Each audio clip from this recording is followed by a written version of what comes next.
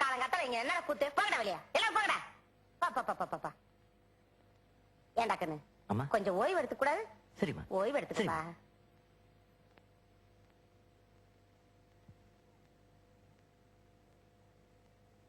சிஷியா ஒரு பீடி கொடு.